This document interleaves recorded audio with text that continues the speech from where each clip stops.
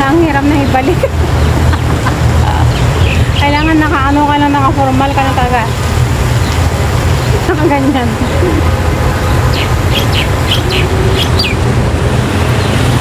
Ayan.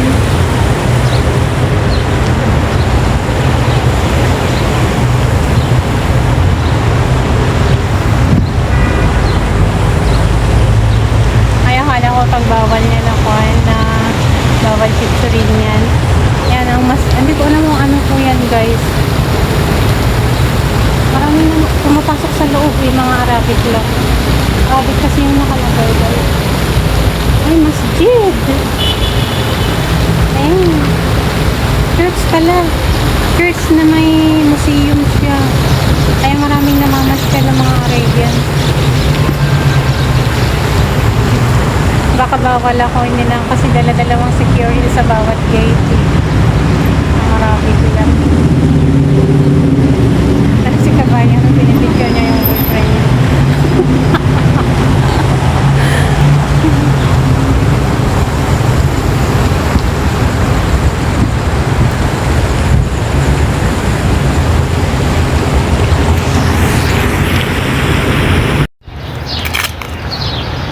Hello, hello, hello. Kumusta na kayo? Hello, hello, hello. Kumusta na kayo? La la la la la la la la la la la la la la. Ay ako. Ganyan ang buhay guys. Kahit pagod tayo, kahit puro trabaho, kailangan lagi pa rin tayong nakangiti, lagi pa rin tayong enjoy sa buhay kasi alam nyo guys, napakahirap pag lagi na lang natin iniisip yung mga problema sa buhay, yung mga stress sa buhay, yung mga basta, mga nasa Pilipinas, ganyan. Kaya kailangan tayo talaga pasayahin natin ang ating sarili kasi yan ang ating panlaban sa stress, sa mga basta ewan sa mga nangyayari dito sa ibang bansa. Kaya ayan, kumusta na kayo? Kumusta na mga kananay? Be strong lang tayo. Laging tandaan na may mga anak tayo na nangangailangan sa atin. Kaya laban. Laban. Walang bawi-bawi ha. Kasi wala tayong bayong eh.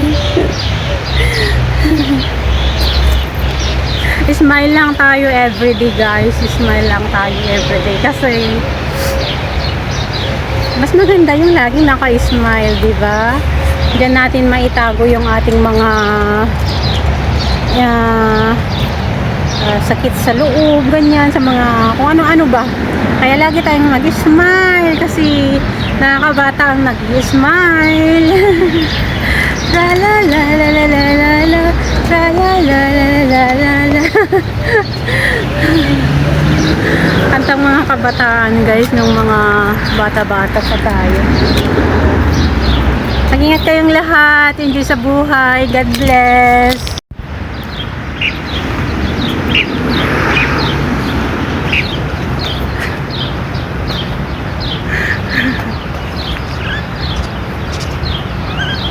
Guys, ngayon lang dito na hindi mahangin. Pero sa park, at saka sa dulo doon, sobrang hangin guys. Ayan, mabalik na naman. Sobrang hangin guys. Banda dito sa malalapit sa dagat. Hindi ko lang alam sa ibang area dito. Ayan. Wala tayong magawa. Asa na naman ako. Kumusta ang inyong day off mga kananay? Alas 4:30 na naman guys.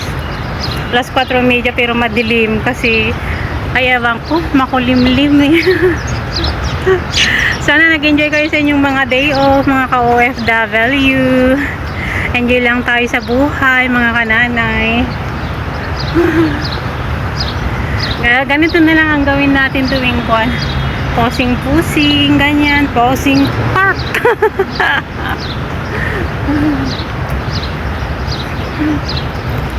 Hello everyone. ng Pilipinas.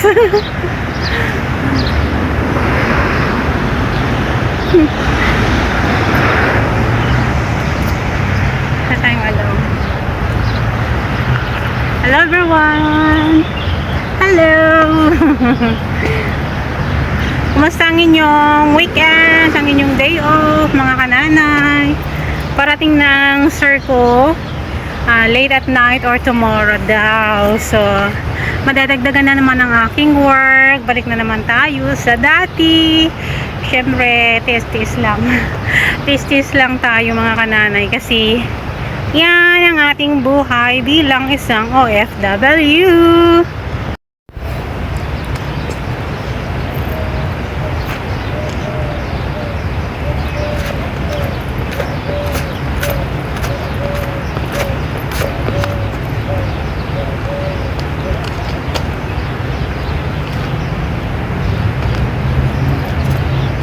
Hello!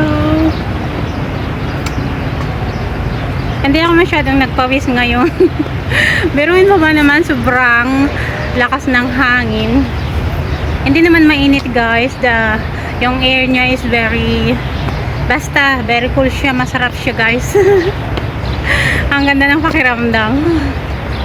Hi guys! Hello everyone! Ang ganda ng twin doon. Kumusta na kayo?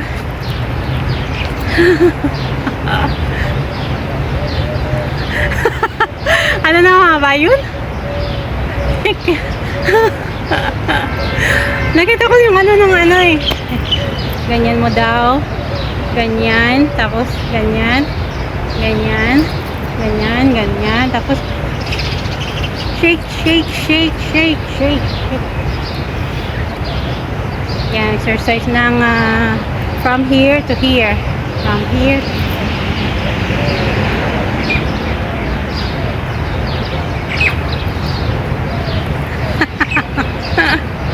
Ay nako.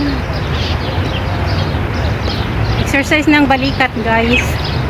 Laging napapagod ang ating balikat sa kakabuhat ng mabibigat, pag mag-serve, pag dala-dala yung vacuum, yung walis, yung everything.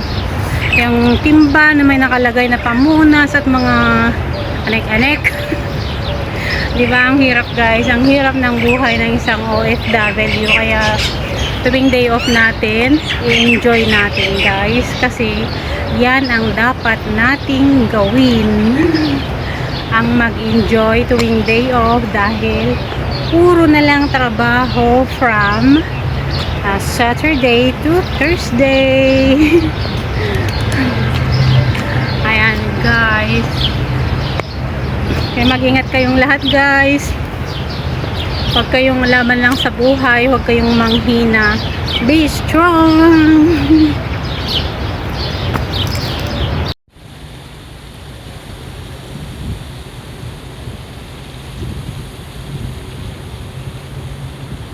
Meron pa dun sa dulo guys, oh.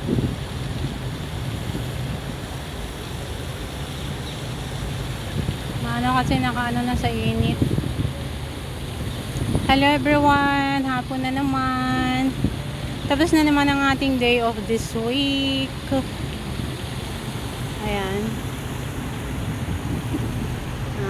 Okay. Ayan. Ito na dyan.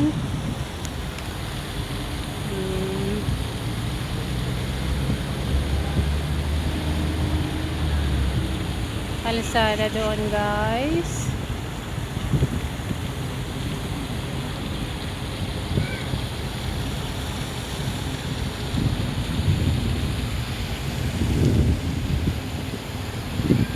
Grabe. Ang lakas naman yan. Ang laki kasi.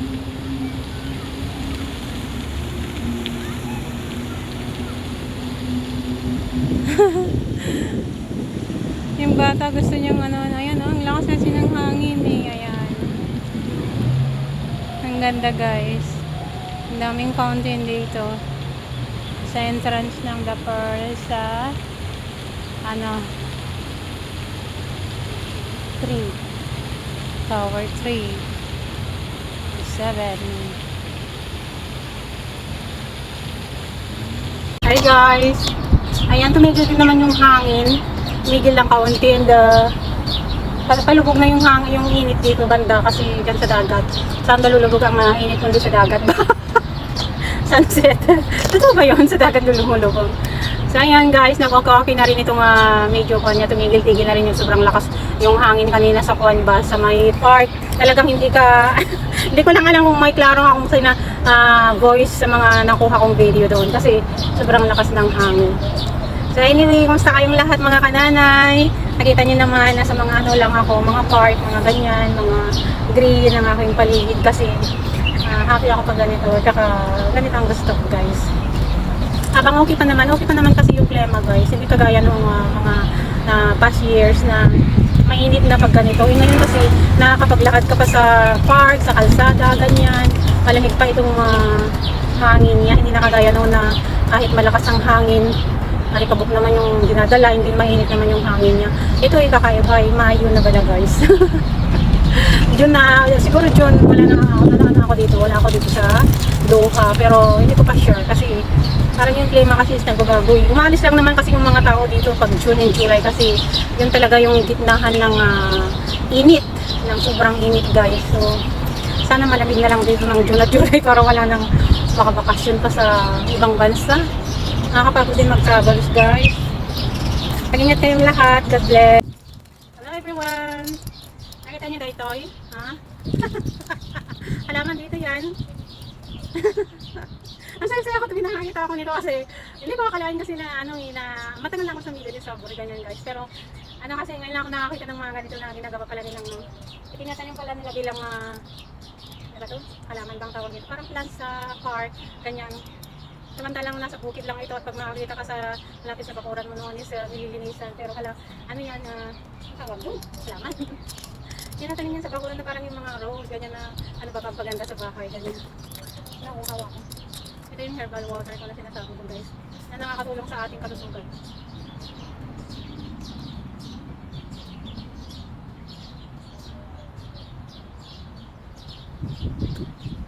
Sorry, nakakauhaw din maglakad pero nasanay na ako sa kalakad guys.